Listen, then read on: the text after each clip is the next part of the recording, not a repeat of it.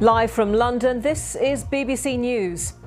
Fresh aid is dropped into Gaza as Donald Trump's Middle East envoy meets Benjamin Netanyahu.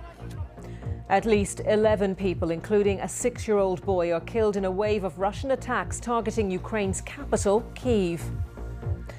Breaking news, the former mixed martial arts fighter Conor McGregor loses his appeal in a civil case where he was accused of rape. A man is arrested on suspicion of administering poison after children fell ill at a summer camp in Leicestershire. And every parent's dilemma, the perils of screen time. But we'll speak to one expert who says the dangers may be overblown.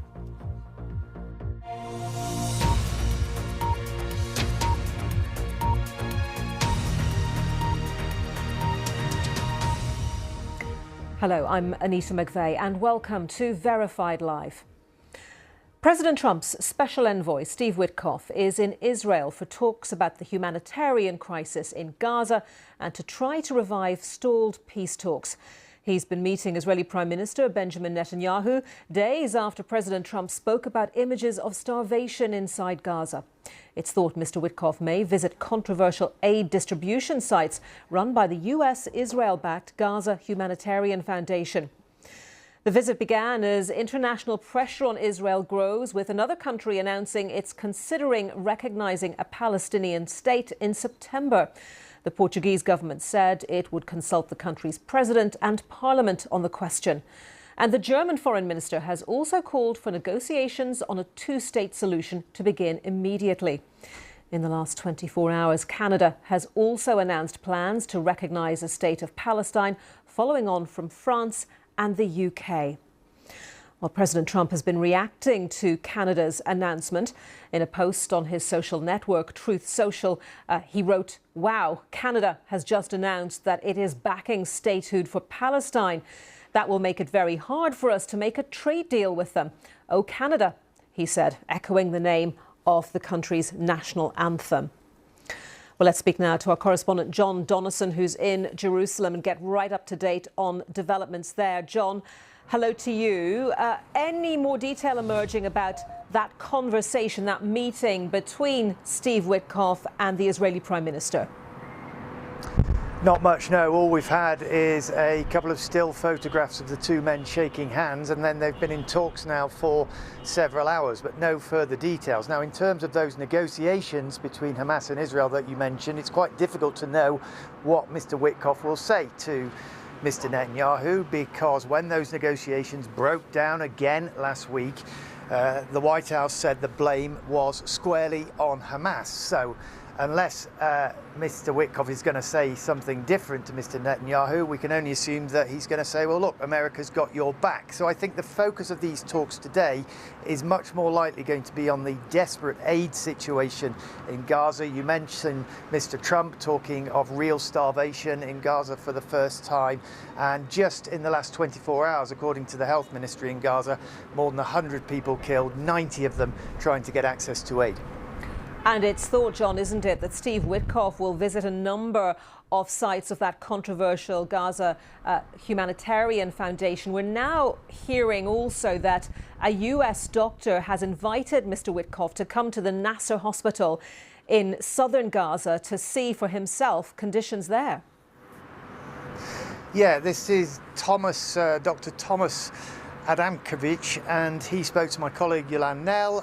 He had volunteered at the Nasser Hospital in southern Gaza. He said that children were starving to death there, and he invited Mr. Witkoff to go along and see for himself. Now, that will probably be quite close to where Mr. Witkoff may visit some of those GHF aid distribution centres, but I do think it's extremely unlikely that the Israelis will allow him to go and visit that hospital. In fact, as far as I know, he's not going to be speaking to any Palestinians on this visit. OK, John, thank you very much. John Donnison in Jerusalem. Well, over the last few hours, Jordan and the United Arab Emirates have been carrying out more airdrops of aid over Gaza. These are the latest pictures from there. The health ministry says 91 people have been killed while seeking aid in the past day, and that at least 2 more people have died from malnutrition in the last 24 hours, bringing the number of hunger-related deaths since the start of the war to 159. Well, we can speak now to Mahmoud Rostom, a journalist based in Khan Yunis. Mahmoud, thank you very much for joining us. And I want to get a sense of what daily life is like for you at the moment as you try to go about your job of reporting on the situation inside Gaza. Well, hello, thank you for hosting me today. Actually, I made a tour last week to see how is the situation at the north of Gaza, and I was shocked with what I saw because, you know, Israel last days says that there will be a temporary ceasefire from 8 a.m. until from 10 a.m. until 8 p.m.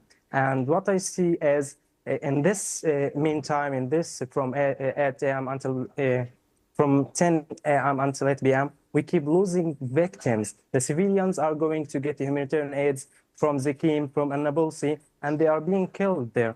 Lots of witnesses told me that they were very close to die. Lots of people died behind them. Also, I have my relative who went to Zekim. He told me that he was near to trucks and he collected some aids. And while he was collecting, the IDF soldiers came to him and killed a random guy behind him and told him to leave the aids that he collected and to hold that guy and to go back to Gaza. And he was shocked until now. He went to home, he was full bloody, and I think this is a misleading for the world from Israel. You know, there is no ceasefire. We keep here bombing all the day. Also, before that ceasefire beginning yesterday, I couldn't sleep because of hard bombing. I can see that the market, we have some of the aids that coming. The mafia here keep stealing that food and sell it at the market with a very high price. I think this criteria was done. It was mean by Israel to let the Palestinians suffering here in Gaza. When was the last time you ate something approaching a normal meal, Mahmoud? For me, and for the others, there is nothing called normal meal. What we found at the market, we need to eat. Now, you know, the humanitarian aids are coming and we buy it with a very high price. The 1 kilogram of wheat flour is like from 12 to 15 US dollars. And that's the only thing that you can eat. And besides, we have some local industries. The people here trying to survive doing some chips, local chips, local dugga, we call it, to eat with the bread. We have nothing here. I think this should stop because the people here get used to be a monsters. Here, if you weren't a monster, you will die because you need to hold a knife to walk in the streets. You need to hold a knife while you are going to get some humanitarian aids. The IDF keeps killing and it's a fun for them. And yesterday, my cousin told me that the shift, the IDF soldier shift was Druze. I told him, why you would say that? Because he told me that because they are killing us, they are keep shooting. It's like a PUBG game for them. They don't care about their lives. For example, the world, if someone threw a bottle in the sea, the world will say, stop, there's a turtles in the sea. And I think we are worthless as a Palestinian. I think that it should be stopped. They should respect the Palestinians. It's near to 2 years, and this should stop. Mahmoud, Israel has said that unless there is progress on the release of the remaining hostages held by Hamas, that it will take more action inside Gaza. Would many people inside Gaza right now welcome the release of those hostages? Do they think that is what should happen? Look, to make it clear to you, now the people here think that Hamas and Israel are a different face of the same coin. They are suffering. They don't care. They need just to live in peace. They need to get the basics. They need the Israeli hostages to get released and also our hostages to get released. We look for peace. The Palestinians here now, they just need peace and to get their basics. The children are dying. The baby milk is 270 shekels, which is near to $100. So they are looking for surviving. They don't care about anything else. They need just to survive, and this genocide to end soon. Mahmoud Rostam there, journalist based in Khan Yunis, joining us from that part of the Gaza Strip. Now, 11 people have been killed and more than 130 wounded in a barrage of Russian drones and missiles that struck several districts of Kyiv and brought down an apartment block overnight. Ukrainian officials said Russia launched 8 cruise missiles and around 300 drones at Ukraine, with the capital the main target. The majority were shot down, but several buildings in the capital were still hit. The latest attacks happened despite renewed pressure from President Trump for Russia to end its attacks on Ukraine. Here are some residents of Kyiv describing what happened. We live across the street. I left my child with my husband and ran out into the street. From the balcony, I saw a woman lying in a pool of blood at 5 in the morning. We ran out into the street to help. We went outside and saw a car on fire and explosions. It's impossible to describe. It's a shock. I still can't come to my senses, but it's very scary. Meanwhile, Ukraine's parliament has voted to re-establish the independence of the country's anti-corruption bodies, reversing a change which had been approved by President Zelensky. Those earlier changes meant the investigators would have had to answer to the office of the president. That triggered protests across the country, and MPs have now voted to restore independence to the investigators. Well, let's speak now to Petro Berkovsky, Executive Director of the Ukrainian think tank, the Democratic Initiatives Foundation. Thank you very much for joining us on BBC News today. I just want to start with the overnight attacks on Kyiv. And you've described this as Russia trying out new tactics. Elaborate on that for us, if you would. Yes, thank you.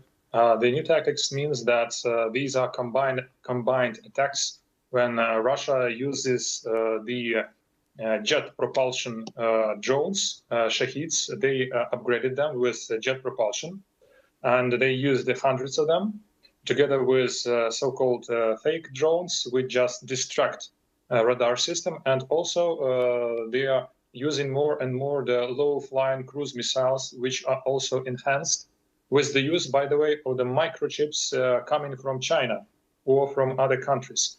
So their tactics is to distract as much as possible the anti-aircraft system, anti-aircraft radars, and then to hit the targets.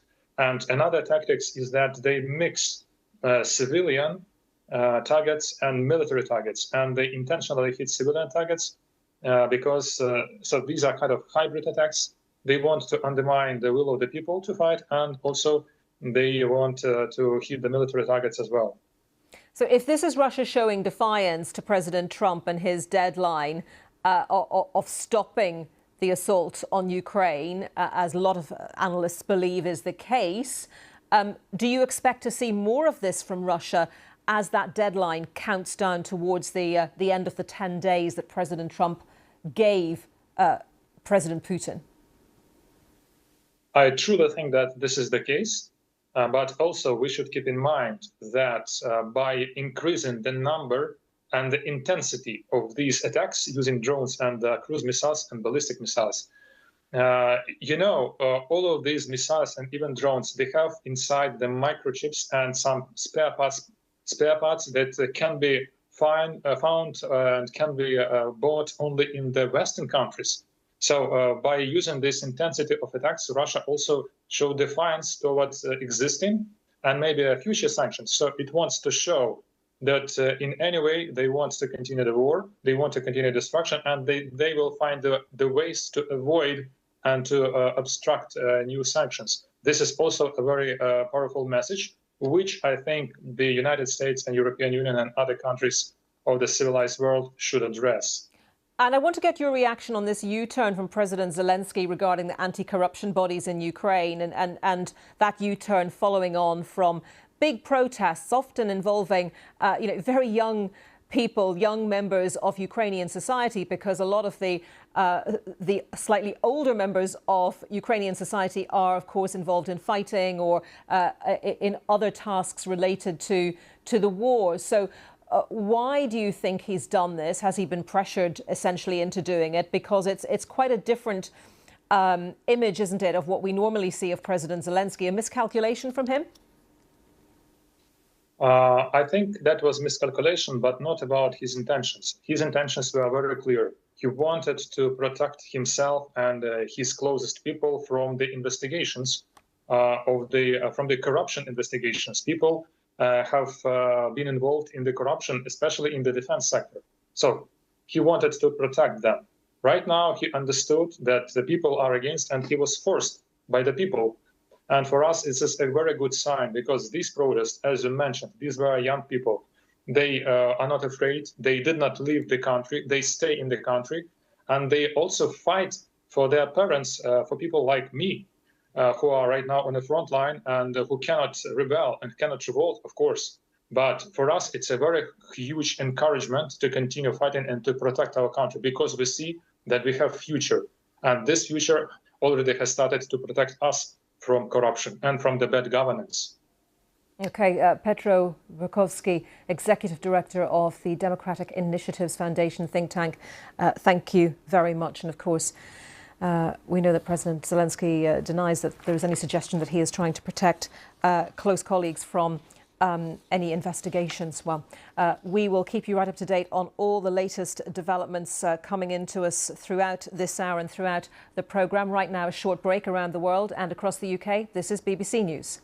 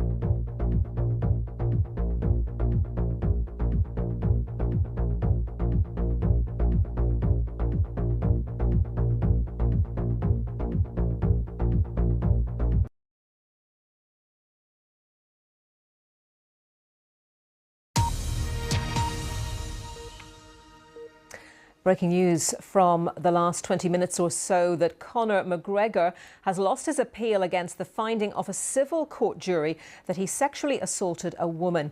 In November, the mixed martial arts fighter was ordered to pay £206,000 in damages and costs to Nikita Hand, who accused him of raping her in a hotel in Dublin in 2018. Let's speak to our Ireland correspondent Sarah Gervin, who is outside the court.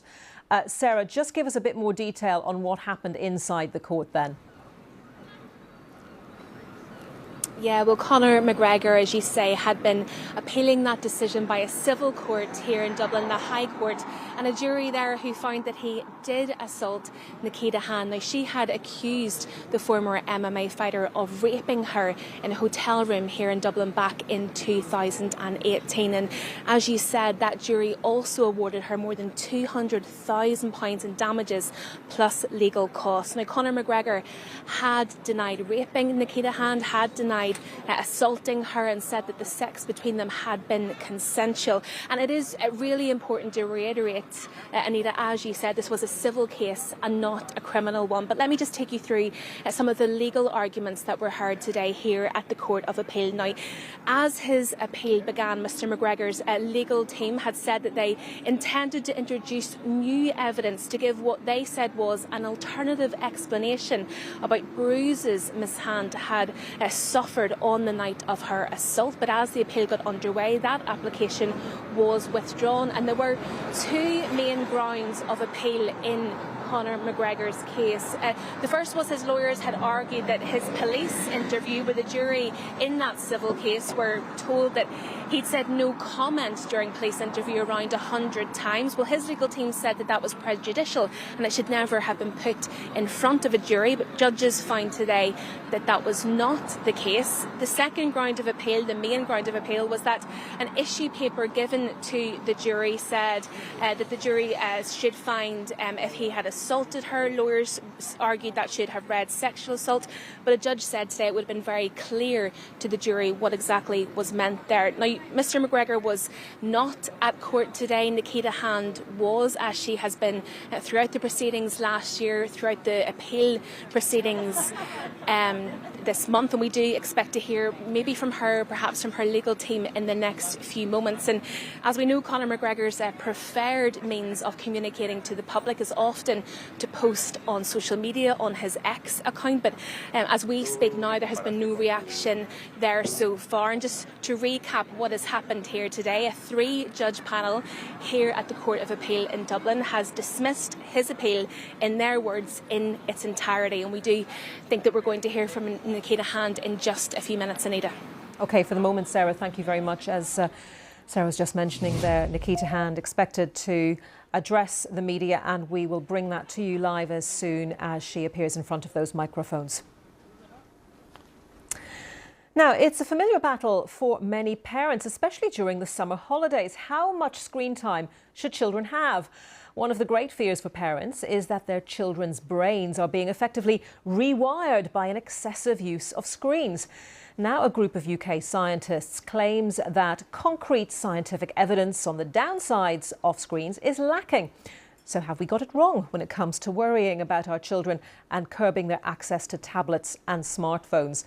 Let's speak now to Pete Etchell, Psychology and Science Communication Professor at Bath Spa University, who's been involved in this research. Thank you very much for joining us. And I wonder, why do you think the dominant conversation about this issue of screen time has very much erred towards the idea that it is negative, dangerous, that it's something that should be incredibly carefully monitored?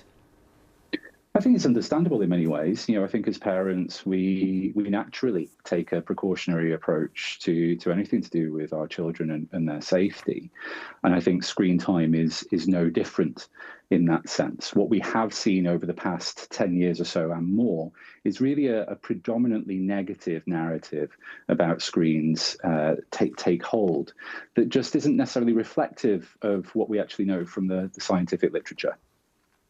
Oh, OK, so what evidence exactly is there? And are you saying emphatically that there needs to be more research, more study done into this? Because actually this issue of being concerned about too much screen time potentially has been around for quite a while now, hasn't it?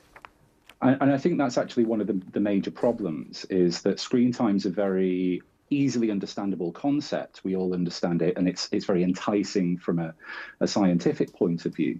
But actually, it's fairly meaningless if what we want to try and do is deeply understand how different forms of screen time, different content, different contexts of use, what sorts of impacts they have, both positively and negatively. If we focus just on the sort of sheer amount of time, which is something that we have done for many years now, we get stuck in this cycle of doing not particularly good science, but still doing science. And then we get a massive literature of studies which seem to show that there's a link between screen time and various negative measures. But actually, they all have the same fundamental flaws at their basis. And the problem for us as parents and as policymakers and as clinicians and teachers is that that's not very helpful if what we actually want to do is unpack that relationship and try and figure out where the benefits lie and where the risks are.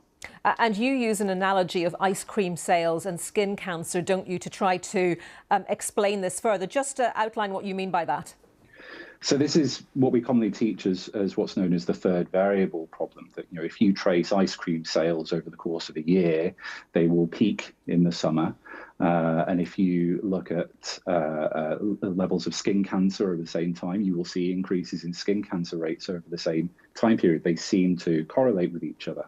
And the obvious mistake there to make is that ice cream sales therefore cause skin cancer, when actually there's a third variable which affects both, which is the time of year and hours of sunlight in the day and things like that. It's very obvious to see where the other factors are in that sort of situation. But when we're talking about long-term declines in childhood mental health and long-term increases in the amount of access and time spent on social media or video games or phones, it's the same problem. There could be other third or fourth factors that impact both of those things, but it feels as though these two things are more connected. So what then could potentially the third variable be when it comes to screen time? I think it's actually, well, there's more than one variable. I think the best way to think about this is that screen use it's not a singular thing, but if we treat it as a singular thing for a second, it's one thing that sits in an ecosystem of other factors that all come together to both potentially have positive effects on our mental health and our well-being and our behavior, but also negative impacts. So what the task then becomes is understanding the content that we're consuming, why we're doing that, what sort of mood we're in when we're doing that, the context of the use, as well as social factors around that use as well. Professor, we have to stop the conversation there, but really interesting to talk to you, Professor Pete Etchells. Let's take you live to Dublin. Nikita Hand speaking, where Conor McGregor has lost his appeal against the finding of a civil court jury that he sexually assaulted her. By my side throughout this long and painful journey, this appeal has re-traumatised me over and over again. Being forced to relive it, what happened has had a huge impact on me. To every survivor out there, I know how hard it is, but please don't be silent. You deserve to be heard. You also deserve justice. Today I can finally move on and try to heal. Thank you. Do you have any message for Conor McGregor? No. It has to feel to be comprehensively vindicated. Not right now. That's all I have to say right now. And thanks for everything.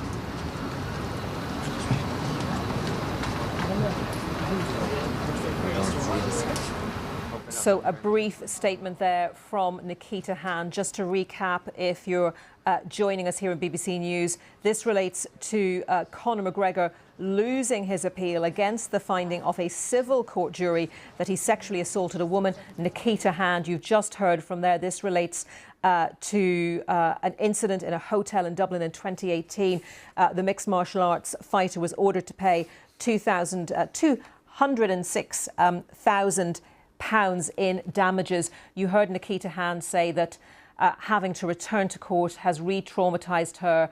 She said to anyone who was concerned about being heard, about their story being made clear, she said, you deserve to be heard, you deserve justice. Our Ireland correspondent, Sarah Gervin, has been following this case for us. And just remind us of the background to it, first of all, Sarah. Yeah, well, the background to this case was an allegation of rape from Nikita Hand, who you just heard from, at a hotel room, she said, in Dublin back in 2018. That led to a civil case at the High Court here in Dublin, where a jury found in that civil court late last year that she had been assaulted by Conor McGregor, and as you said, she was then awarded more than £200,000. Now, Conor McGregor had denied that rape, denied that sexual assault, and said that the sex that took place between them that evening was consensual. And then he launched his appeal on several legal grounds, but today a panel of 3 judges here at the Court of Appeal rejected that in its entirety. And as you said, we have just heard from a clearly very emotional Nikita Hand. She's been in court throughout the appeal proceedings and throughout those civil proceedings at the end of last year. Now, she talked about her painful journey. She said that the appeal had re-traumatised her again and again. And I think it's important for me to explain that Nikita Hand's civil case last year became a bit of a touchstone moment here in the Republic of Ireland for many survivors and victims of sexual abuse. Her coming out publicly against such a famous figure as Conor McGregor. Many charities told that they then experienced an influx of other women coming forward with their experiences. So you did hear her then use her platform there, telling the cameras again, where she addressed those victims and survivors, appealing to them, telling that they deserve justice and they deserve to have their stories told. And that's a message that she has given again and again throughout these court proceedings. But just to reiterate what has happened here today, Conor McGregor's appeal at the appeal court here in Dublin has been rejected in its entirety by a panel of 3 judges. And legally, Sarah, is that an end to proceedings? As we understand it, Anita, yes, it's unclear at this point whether Conor McGregor could take it to an even higher court. There was certainly no mention of that today. We just heard from the judges going through the legal points of his appeal and rejecting each one of them one by one. Then came the issue of damages. Those still stand. The damages that were awarded by that civil jury late last year of more than £200,000, and legal costs as well were awarded to Nikita Hand. And actually she got more legal costs awarded to her today because of the legal proceedings that she's had to be involved in because of this Court of Appeal case. So it is unclear at the moment if this will be referred again to a higher court. We've certainly had no indication of that at the moment. Nikita Hand will be very much hoping that this is an end to proceedings. As I said earlier, Conor McGregor was not in court here today. He does usually tend to post things on his X account on social media. There's been no reaction there today as yet, or from his legal counsel. So we're unclear just at the moment what his next steps may be, if there are any at all. Sarah, thank you very much. Sarah Gervin there. And just to add to that briefly, Chris Page, our Ireland correspondent, also reporting that Conor McGregor's friend James Lawrence also lost his appeal against the decision that he should pay costs, even though the jury found he did not assault Nikita Hand. This is BBC News, the headlines for you. Desperately needed aid is dropped into Gaza as Donald Trump's Middle East envoy meets the Israeli Prime Minister Benjamin Netanyahu. At least 11 people, including a 6-year-old boy, are killed in the latest wave of Russian attacks on Ukraine. The former mixed martial arts fighter Conor McGregor, as we have just been reporting, loses his appeal in a civil case where he was accused of rape. The UN in Nigeria says it's running out of money to continue supporting more than 1 million people displaced by jihadist militants. And ancient ink tattoos are discovered on a 2,500-year-old Siberian ice mummy.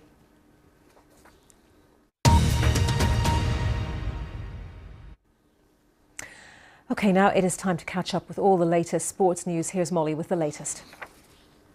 Thank you, Anita. Welcome to the BBC Sports Centre. I'm Molly Stevens. We'll start with the cricket, which was back underway after the rain interrupted play. But unfortunately, rain has done that once more. It's the first day of the 5th and the final test between England and India. England, who are without captain Ben Stokes and led by Ollie Pope in his absence. They need to avoid defeat to win the series. Now, England won the toss and chose to bowl. It started well. Gus Atkinson trapping Yashasvi Jaswal. Then Chris Woakes took another wicket, bowling KL Rahul, before the players were taken off moments before lunch as a sudden downpour hit the oval. Now, India are 85 for 3 after 30 overs. India captain Shubman Gill was run out for 21 by Gus Atkinson after that play restarted. But now that play has just been stopped again because of rain. So keep an eye on the BBC Sport website for any updates. The British and Irish Lions head coach Andy Farrell has made 2 changes to his side for the 3rd and final test against the Wallabies in Sydney on Saturday. Here are the starters. Those 2 changes see Blair Kinghorn replacing James Lowe on the left wing, and James Ryan comes in for Ollie Chesham at lock, making him the captain Maro Itoje's 3rd different starting test partner in the 2nd row. The Lions have already wrapped up the series win, having won the 2 tests so far. As for Australia, their flanker Rob Valetini misses out on the 3rd and final test. He was influential in the 29-26 second test defeat in Melbourne, making a significant first-half contribution, but came off with at half-time with a calf problem. The Wallabies head coach Joe Schmidt makes a handful of changes. Nick White starts at scrum half, while prop Taniela Tapu comes in at tight head for his first appearance of the series. Australia, of course, looking to avoid a series whitewash in Sydney on Saturday. Tuesday was tough, actually, to get them up off the canvas. And today there was a little bit of an upswing, and we've just got to keep that momentum. Hopefully they can be sharp at captain's run tomorrow and then springboard their way into the test match. It is a challenge because all that emotional energy, psychological energy that was expended, you know, the way things finished, you know, the sense of frustration and it's almost like a grieving process. Well, it's the first day of the Women's Open at Royal Porthcawl in South Wales, the final golf major of the year. Here is the leaderboard as things stand. Eri Okayama of Japan tied in the lead with Miyu Yamashita, then Miranda Wang in third. Also out on the course now is the tournament favourite and Scottish Open champion, Lottie Woad. She is on that leaderbook, tied at 48 at the moment. Lydia Ko, the defending champion, she's out on 1 under, and the world number 1, Nelly Korda. Pape Sarr's long-range strike late in the first half sealed Tottenham Hotspur a 1-0 win over their North London rivals Arsenal in a pre-season friendly in Hong Kong.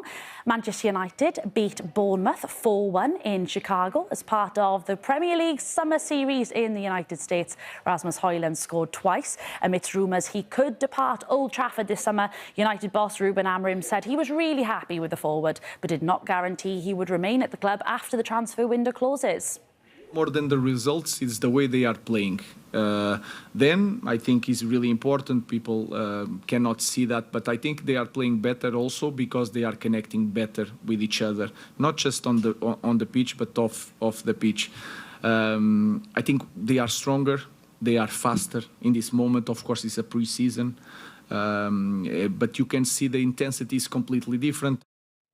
The West Ham midfielder Lucas Paquetá has been cleared of spot-fixing charges by an independent regulatory commission almost 2 years after the Football Association launched an investigation into him.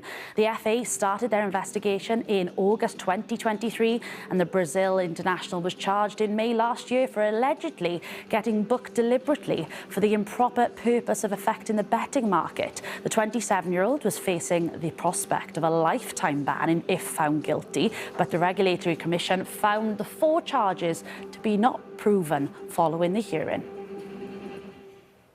Well, that's all your sport for now. Plenty more for you on the BBC Sport website and app, but I'll hand you back to Anita. Thanks very much, Molly. Now, the story of an emergency medical advisor from Preston in the north of England who was on holiday when he found out he had become the victim of a Russian disinformation campaign. Aaron's voice had been faked and used to spread fear ahead of Poland's presidential elections earlier this year. BBC Verify contacted him about the doctored video, which he initially assumed was a scam. He spoke to our reporter Olga Robinson about why he was targeted. Ambulance service, is the patient breathing? This is Aaron, a 999 operator at the Northwest Ambulance Service in Preston. He seems an unlikely target for a Russian influence operation, but he's one of a handful of British public sector workers whose identity has been used to spread disinformation. It all started with a social video to raise awareness about emergency services during the Easter holidays. Hello, my name's Aaron. I'm emergency medical advisor in one of the 999 control rooms for the ambulance service. The video was then used to create this AI fake using Aaron's voice, which was posted by a now suspended account on X. I have many friends who are paramedics in Poland, and all these specialists say one thing: they are terrified of the upcoming election because of the terrorist threat. Before we managed to track down Aaron, independent researchers helped us to confirm that this fake video is part of an extensive Russian disinformation campaign, which we have been tracking for years. Previously, they've impersonated dozens of media outlets, journalists and academics, but now seem to have broadened their tactics to exploit British public sector workers. Why would the Russians choose me? Why would it be me that they've chosen out of all those thousands of videos that are out there on Facebook and Instagram about ambulance services? Check First, a Finnish analytics company, previously linked the network to Russia and has been documenting its evolving techniques. They told us that the targeting of British public sector workers with AI audio fakes is simply the latest in a series of approaches that their operation has been trying to catch attention. Thanks to evolving technology, the quality of these fabricated videos is also getting better. I don't think my friends or family would have been able to tell it was fake. I think they would have probably believed it was real. Luckily for Aaron, his fake video didn't go viral. But there's no guarantee another one won't. I warned my little brother and my little sister about using social media sensibly. So for my video to be used, it's quite scary, really. That report from the BBC Verify team. The United Nations in Nigeria says it will today run out of money needed to continue supporting more than 1 million people displaced by militants. The Boko Haram group is considered one of the world's deadliest and has killed thousands of people across northern Nigeria, forcing tens of thousands to flee and seek refuge in UN camps. But now the World Food Programme says cuts to global aid budgets, including by the United States, which was the biggest donor, could leave people hungry and force families back into the hands of the insurgents. Anne Soy reports from Gwoza in northeastern Nigeria. We are travelling with the UN to Gwoza. For aid workers, a helicopter is the only safe way in. This camp is home to thousands, surrounded by Boko Haram and the Islamic State. They've destroyed millions of lives.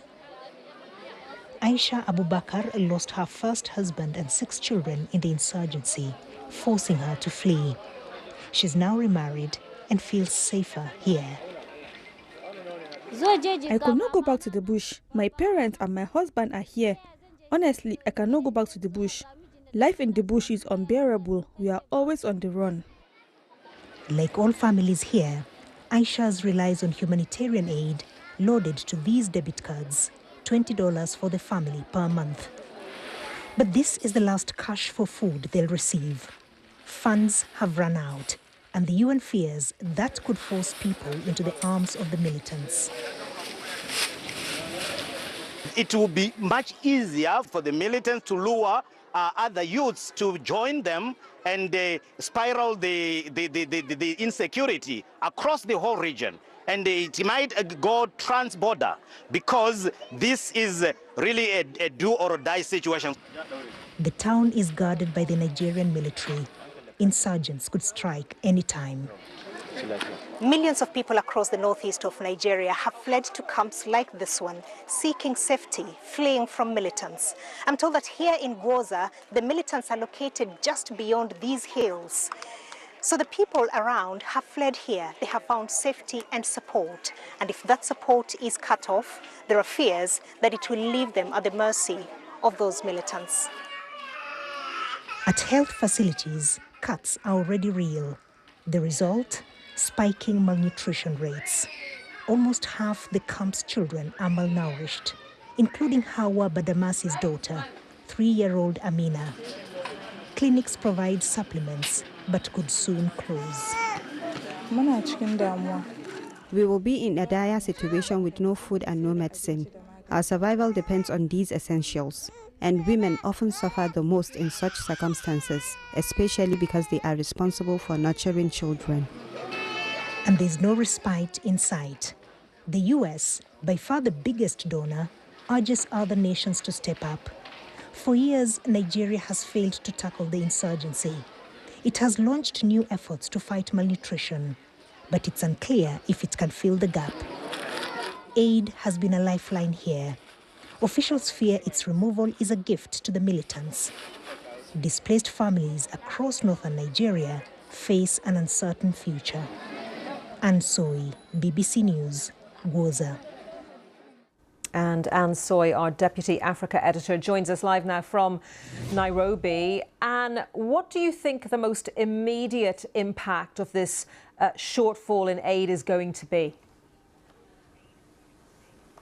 Well, the fear is that people are going to starve, and that will push them from the camps where they have sought safety away from the militants and back into the hands of those militants. They're just in the vicinity in Gwoza where I went to, and we are told that from time to time they attack the camp, and so they're not too far away. These people are farmers. They have farms, but which they ran away from because every time they had a crop that they had harvested, they were attacked. And these attacks were brutal. The woman that I spoke to there lost much of her family in the insurgency. And therefore, they are fearful about going back. But when there's no food in the camp, they may be forced to do that. And the big fear is that the young people, especially the young men, might be forcibly recruited by the extremists. And Anne, is there any option to try to somehow make up this shortfall in the funding, this huge funding gap that there is?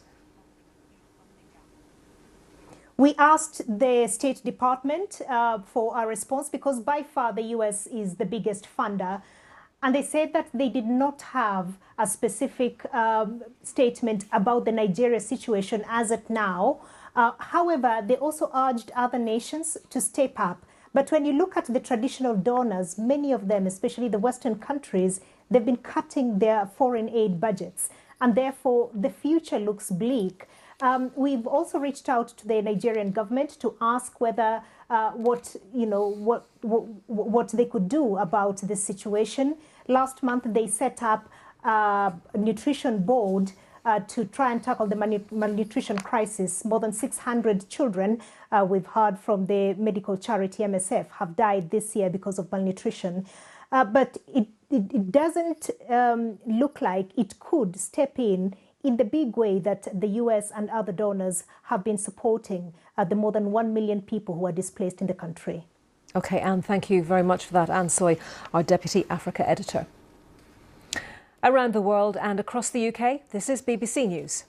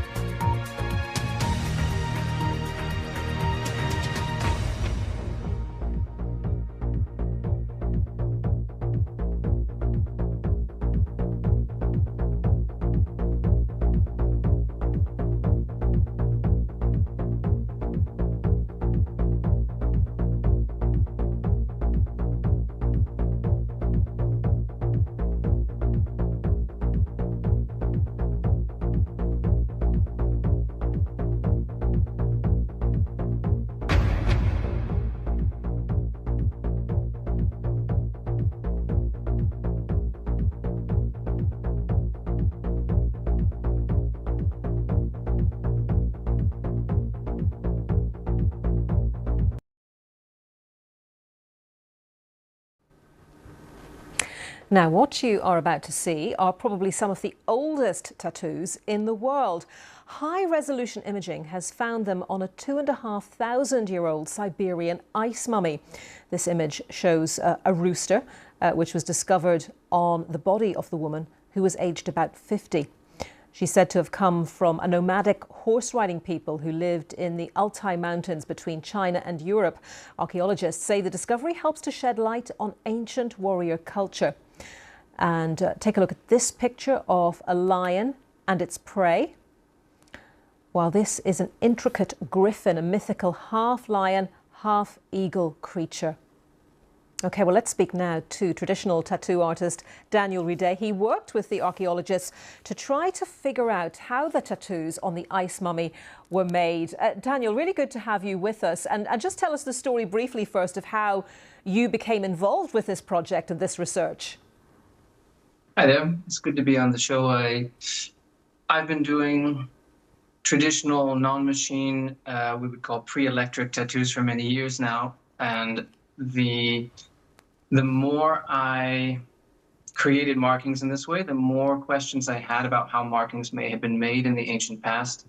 As I started to develop very specific questions about, let's say the Iceman, the Princess of Okok, and other tattoos found on mummified human remains, I started asking questions to people who I thought might have the answers, and connected with an archaeologist who was part of our recent publication, Dr. Aaron Dieterwolf, who I had specific questions, and he seemed like the person to ask. And when I asked, he said that some of those questions had not yet been answered and that we could find the answers together. So we've been working together since 2018. A perfect pairing. You could help each other answer those questions.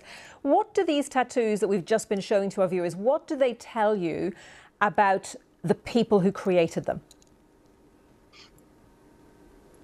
That this tattooing practice was an integral part of their culture. when we find these preserved human remains, often they are tattooed, and often those tattoos are not simple, easy to create images. The city and animal style, the style that these tattoos are in, is intricate and complex as a visual language in and of itself. And then to take that style and transform it into body markings would require the creation of specific tools and the mastery of those tools. And what would those tools? What would those tools be? And what would the material be that was used to make the actual images? So the interesting thing is that the preserved tattoos are the smoking gun, which denotes a specific tool use, because we can see forensically the thickness of some lines is different than the thickness of other lines. We can say definitively that the tools were hand-poking tools, that is, a cluster of needles being held between the thumb and first two fingers and pricking pigment into the skin. But the tool has never really been found for the Altai Pazareksitian people. We know that it would have been a tightly bound cluster of several needles, possibly made of bronze, iron, or thorns from plants. Any of those would have been possible. Okay. And just finally and briefly, if you would, Daniel, I know the other researchers were saying that these tattoos would be challenging for a modern tattooist to produce. Do you agree with that? And are you going to try to reproduce some of these images on yourself? So yes, they would be. Most tattoo artists these days use machines, and those who do tattoo by hand would still be hard-pressed to create such intricate, long parallel lines with empty space between. It's quite a technical thing to perform, and the tattoos on the right forearm have quite a lot of those technical challenges. I do have in the works plans to make that kind of smoking gun tattooing implement that I mentioned, which would be a cluster of needles, and then test it on myself. Okay, well, Daniel, really interesting to talk to you about that story today. Thank you so much, Daniel Bidet. Now, you may not have noticed, perhaps you have, but pop songs are getting longer again. With the advent of TikTok, artists had been making their songs shorter and snappier, but it seems there's a bit of a rebellion underway.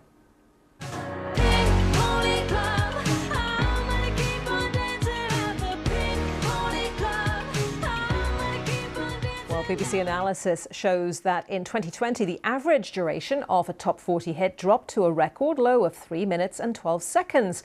But fast forward to this year, and the average length is up by 12 seconds. Some of the biggest hits are far longer. Chappell Rowan's hit song Pink Pony Club is one example, at 4 minutes and 18 seconds.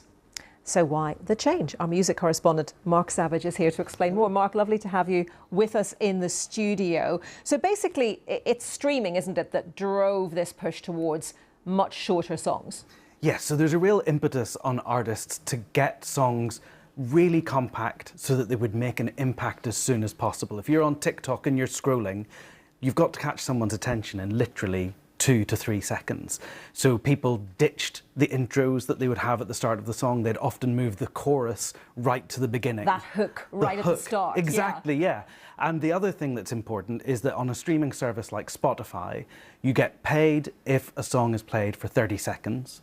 If it gets skipped, it gets demoted down the algorithm and gets recommended to fewer people. So there was also a real pressure for songs to be shorter so that they wouldn't be skipped, and also to cram in more so that you got more plays and therefore more money every time a song was played. So really driving a change in the structure of songwriting almost. Very much so. I mean, literally elements of songs that we'd got used to since the 60s, the bridge that comes after the second chorus, the intro, the fade out, all pretty much disappeared from top 40 hits over the last 10 years. But I guess it's the musical equivalent of Newton's third law of motion. You know, for every action, there's an equal and opposite reaction. We're seeing a move towards these longer songs because people want more, they want more depth, they want more storytelling in the music? They want more substance. Basically, that's right. So what we've seen is since 2021, the duration has been slowly creeping up, and the songs that are dragging up the average are things like Chapel Rowan's Pink Pony Club, like Lola Young's Messy, Sam Fender's People Watching, and they're all songs that talk about social issues, about the challenges of adulthood, things where the lyrics really mean something and people are paying attention to longer for those songs. But does that mean that new artists, emerging artists, people who are trying to get their break are having to write shorter songs still to feed that desire for snappier songs on streaming? And are we seeing it's only the more established artists, perhaps, not only, but more likely to be the more established artists who are writing longer pieces of music? Well, actually, no, because Chapel Rowan and Lola Young, those two songs that I mentioned, Pink Pony Club and Messy, those are their breakthrough hits, really. So it's something that fans are latching onto, that desire for meaning and connection within the songs. But I agree, you know, there's always two sides to the story, and there are definitely artists who maybe don't have as much to say, who are just making club music or songs that are just destined for the radio, where the pressure will be to keep them short and catchy. Okay, really interesting to hear more about that. Mark Savage, our music correspondent, whatever you're listening to, enjoy it. Now, one more story before the break. Beds of clams, mats of bacteria that look like ice, and fields of tube worms. These are just some of the strange and at times extreme life that have been observed in the deepest parts of the ocean for the very first time. This research has been led by a Chinese team. They've captured pictures of the marine life at depths of more than 9 kilometres. Now, these animals live in the pitch dark and under vast pressure, with life fueled by chemicals that seep out of the ocean floor. Some fascinating images there. Do stay with us here on Verified Live on BBC News. Back with you very soon.